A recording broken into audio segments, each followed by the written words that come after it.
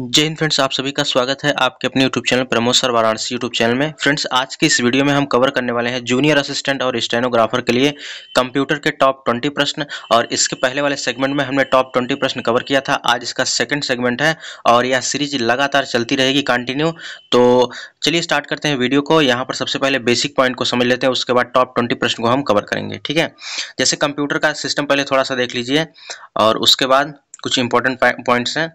जैसे आपका ये हो गया, एक कंप्यूटर टावर हो गया, जो ऊपर का रहता है कंप्यूटर टावर, और एक पर्सनल कंप्यूटर का सिस्टम हो गया, इसको मॉनिटर बोलते हैं। और इसके साथ जो लगा होता है एक क्या होता है, एक्सटर्नल स्पीकर होता है।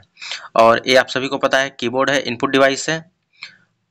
और ये जो आपका माउस है, इसमें देखिए 3 बटन होती हैं। पूछता है माउस में कितनी बटन होती हैं, 3 button, right click, left click, और उसके बाद ये बीच में स्क्रॉल व्हील होता है। ठीक है, और कार्डलेस माउस है।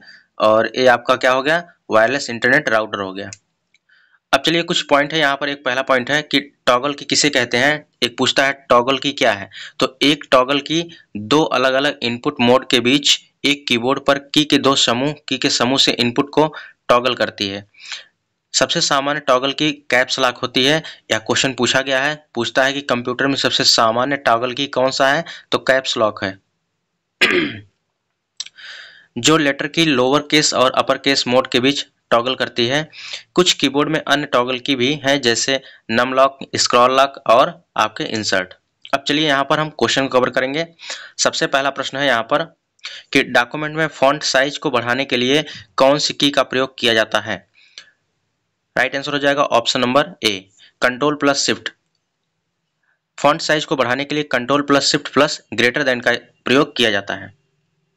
अगला प्रश्न है, सूचनाओं को पंक्ति व स्तंभ के रूप में व्यवस्थित करने को क्या कहा जाता है। सूचनाओं को पंक्ति व स्तंभ के रूप में व्यवस्थित करने को टेबल कहा जाता है। जैसे आप यहाँ पर पंक्ति में और स्तंभ में आप इसको प्रदर्शित करते हैं सूचनाओं को, तो इसको हम टेबल कहते हैं। अगला प्रश्न है, टेक्स्ट को डबल अंडरलाइन करने के लिए किसका प्रयोग किया जाता है। अगर कोई टेक्स्ट है, इसको डबल अंडरलाइन में प्रदर्शित करना है, उसके लिए control plus shift plus D का प्रयोग किया जाता है। राइट आंसर हो जाएगा ऑप्शन नंबर ए।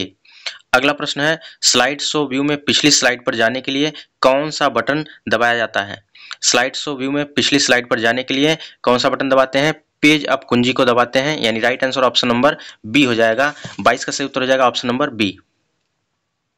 चलिए अगला प्रश्न है, इनमें से किस स्क्रॉल बार का प्रयोग विंडो में बीच की ओर छिपी हुई सामग्री को देखने में किया जाता है।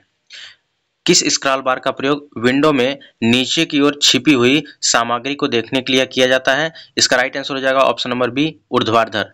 क्या हो जाएगा, ऊर्ध्वाधर यानी वर्टिकल।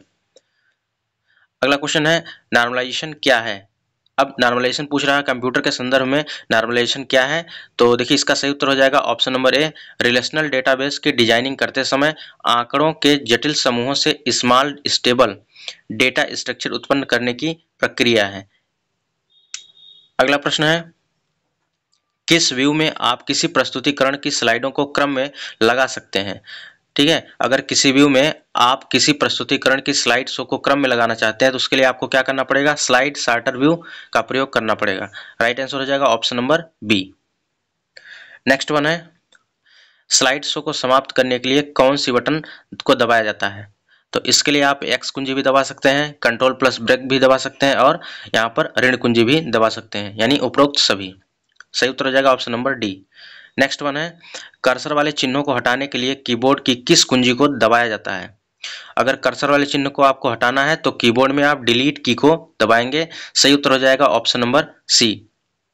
ये सभी प्रश्न आप एक एक क्वेश्चन रट लीजिएगा, आपको निश्चित रूप से जूनियर असिस्टेंट और स्टेनोग्राफर में आपको काफी हेल्प मिलने वाली है। ठीक है, अगला प्रश्न है, हार्ड डिस्क में विभिन्न प्रोग्रामों की ड्राइव की भौतिकी त्रुटियों की जांच करने एवं उन्हें ठीक ढंग से करने के लिए विंडोज में एक प्रोग्राम उपलब्ध है, जिसे कहा जाता है, क्या कहते हैं। इसका राइट आंसर हो जाएगा ऑप्शन नंबर ए हो जाएगा, स्कैन डिस्क कहते हैं। सपोज दैट हार्ड डिस्क में प्रोग्रामों की ड्राइव की भौतिकी त्रुटियों की जांच करना हो या उन्हें ठीक ढंग से करने के लिए विंडोज में एक प्रोग्राम उपलब्ध होता है, जिसे कहते हैं स्कैन डिस्क कहते हैं। सही उत्तर हो जाएगा ऑप्शन नंबर ए। अगला प्रश्न है, ड्रम प्रिंटर किस प्रकार का प्रिंटर है, इसका उदाहरण बताना है। ड्रम प्रिंटर किस प्रकार के प्रिंटर का उदाहरण है। तो यह एक लाइन प्रिंटर का उदाहरण है। सही उत्तर हो जाएगा option number A, drum printer एक लाइन प्रिंटर का उदाहरण है।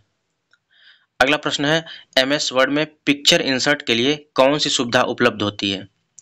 एमएस वर्ड में पिक्चर इंसर्ट करने के लिए कौन सी सुविधा उपलब्ध होती है? तो इसका राइट आंसर हो जाएगा option number A, clip art. यानी एमएस वर्ड में अगर आप पिक्चर इंसर्ट करना चाहते हैं तो क्लिप आर्ट का प्रयोग किया जाता है।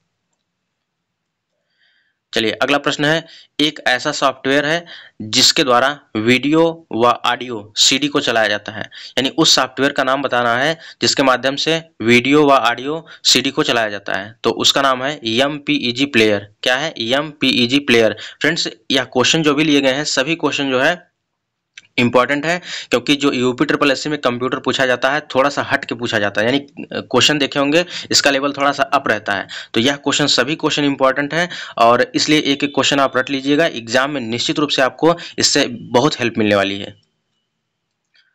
और जो ये सीरीज 20 क्वेश्चन का चलाई जा रही है आपको कैसा लग रहा है, आप लोग एक बार कमेंट बॉक्स में जरूर बताइएगा। चलिए अगला प्रश्न है कि फॉन्ट पेज में बनने वाले डॉक्यूमेंट की HTML कोडिंग को देखने के लिए किस निम्नलिखित में से किसका प्रयोग किया जाता है? तो रिवील टैग का प्रयोग किया जाता है। किसका? रिवील टैग का। अगला प्रश्न है, कंप्यूटर में बस से अभिप्राय है। कंप्यूटर में बस से क्या अभिप्राय है? तो इसका अर्थ हो जाता है डेटाबेस से। ठीक है, डाटा बस से। चलिए अगला प्रश्न है कि निम्नलिखित में से कौन सा कथन डिस्क कॉपी के संबंध में सत्य है? तो इसका राइट आंसर हो जाएगा option number B, disk copy command का प्रयोग DOS में किया जाता है, यानी डॉस में, डिस्क ऑपरेटिंग सिस्टम में किया जाता है। राइट आंसर हो जाएगा ऑप्शन नंबर बी। अगला प्रश्न है, वायरस का विस्तारित रूप बताना है। वायरस का विस्तार रूप क्या होता है? तो इसका राइट आंसर हो जाएगा ऑप्शन नंबर बी हो जाएगा। ठीक, क्या हो जाएगा? Virtual information resource under size हो जाएगा। क्या हो जाएगा? Virtual information resource under size. अगला प्रश्न है, निम्नलिखित में से कौन सी उच्च स्तरीय भाषा कोबोल एवं फोर्ट्रान का मिश्रण है?